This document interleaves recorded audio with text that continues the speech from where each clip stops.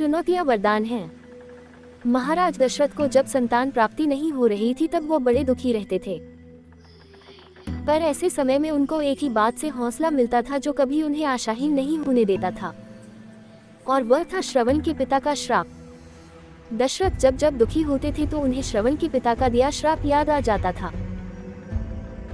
कालिदास ने रघुवंशम में इसका वर्णन किया है। श्रवण के पिता ने ये श्राप दिया था कि जैसे मैं पुत्र वियोग में तड़प तड़प के मर रहा हूँ, वैसे ही तू भी तड़प तड़प कर मरेगा।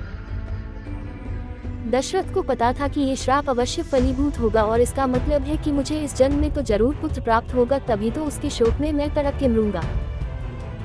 यानी यह श्राप दशरथ के लिए संतान प्राप्ति का सौभाग्य लेकर आया। ऐसी ही एक घटना सुग्रीव के साथ भी हुई। वाल्मीकि रामायण में वर्णन है कि सुग्रीव जब माता सीता की खोज में वानर वीरों को पृथ्वी की अलग अलग दिशाओं में भेज रहे थे, उसके साथ साथ उन्हें ये भी बता रहे थे कि किस दिशा में तुम्हें कौन सा स्थान या देश मिलेगा और किस दिशा में तुम्हें जाना चाहिए या नहीं जाना चाहिए। प्रभु श्री राम सुग्रीव का ये भौगोलिक ज्ञान देखकर हतप्रभ थे। उन्होंने सुग्रीव से पूछा कि सुग्रीव तुमको ये सब कैसे पता।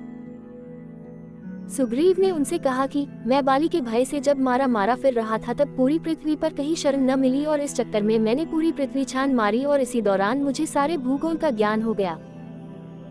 अब अगर सुग्रीव पर यह संकट न आया होता तो उन्हें भूगोल का ज्ञान नहीं होता और माता जानकी को खोजना कितना कठिन हो जाता। इसीलिए किसी ने बड़ा सुंदर कहा है, अनुकूलता भोजन है, प्रतिकूलता विटामिन है, और चुनौतियां वरदान है, और जो उनके अनुसार व्यवहार करे वही पुरुषार्थी है।